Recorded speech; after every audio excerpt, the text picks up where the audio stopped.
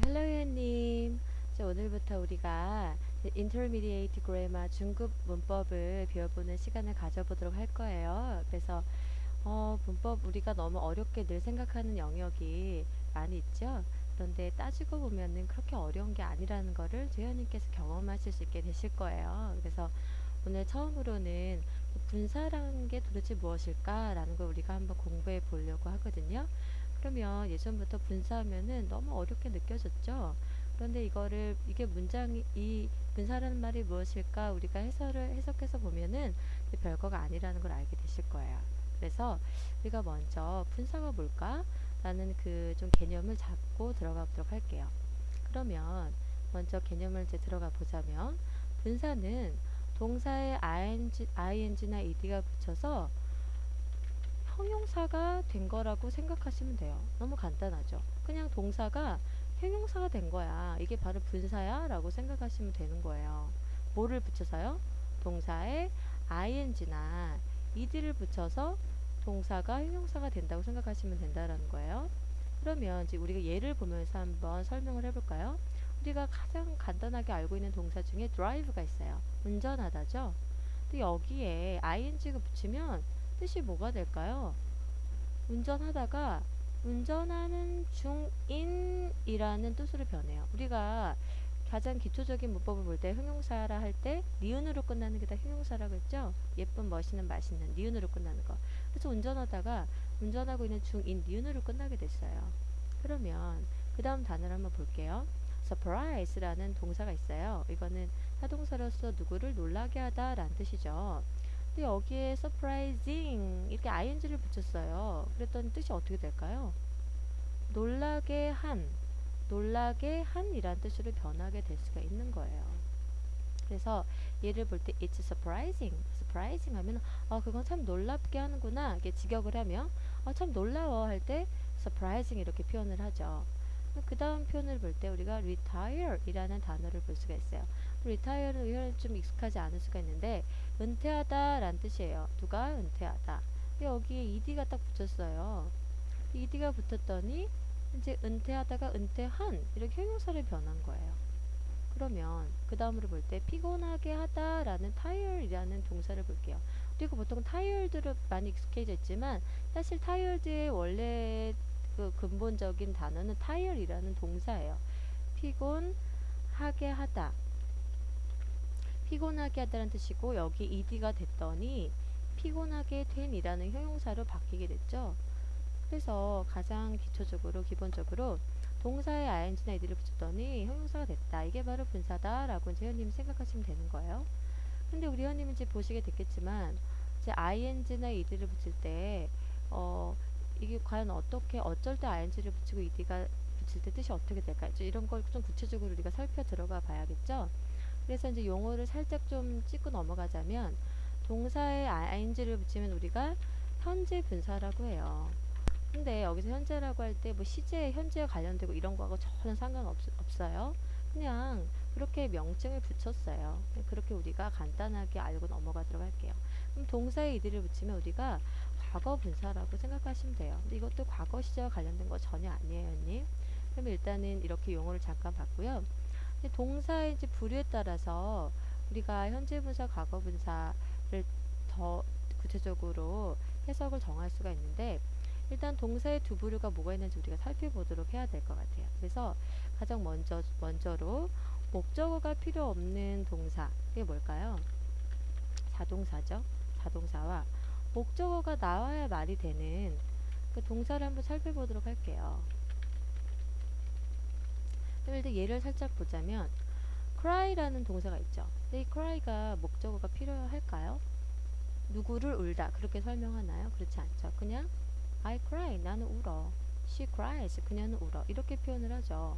그러면 surprise를 한번 볼게요. surprise는 목적어가 나와야 될까요? 나오지 말아야 될까요?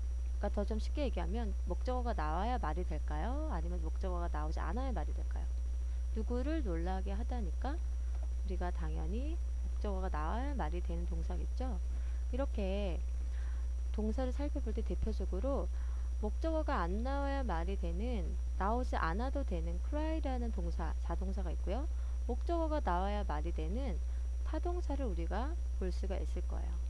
그러면 먼저 이게 cry라는 동사가 자동사라는 걸 알게 되었고 surprise라는 동사가 타동사라는 걸 알게 되었고 동사는 이런 두 가지 부류가 있구나 라는 걸 회원님이 알게 되셨을 거예요.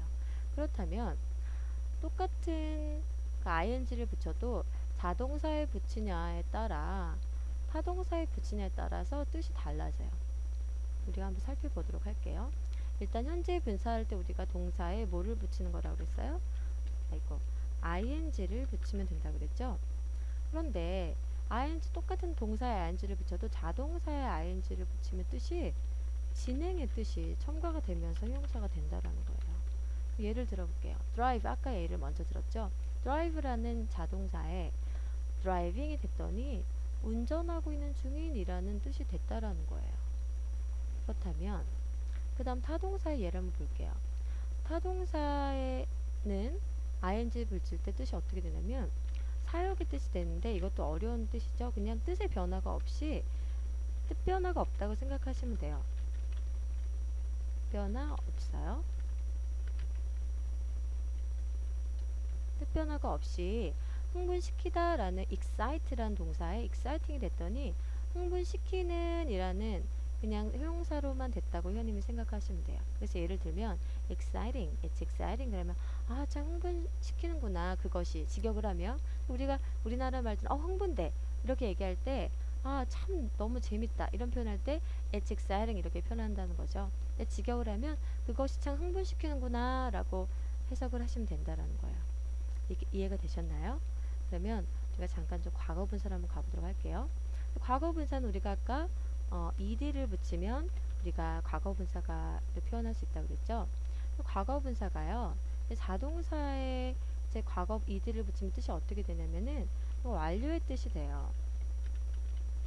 그래서 예를 들어 동사 fall이라는 동사가 있죠. 떨어지다. 그런데 이게 분사 불규칙 변형으로 fallon이거든요. fallen leaves 하면 떨어진 잎들이죠. 떨어지다가 떨어진으로 변하는 거예요. 떨어진. 그래서 떨어진 잎들에서 이게 바로 낙엽이 되는 거예요. 그렇죠? 그런데 그래서 이게 완료된 거예요. 확 완료가 돼서 떨어진 잎들. 완료가 된 뜻이라고 생각하시면 되는데 타동사에 ed가 붙을 때 뜻이 어떻게 될까요? 타동사에 ed가 붙으면 뜻이 수동으로 바뀌어요. 아이고, 제가 틀리네요.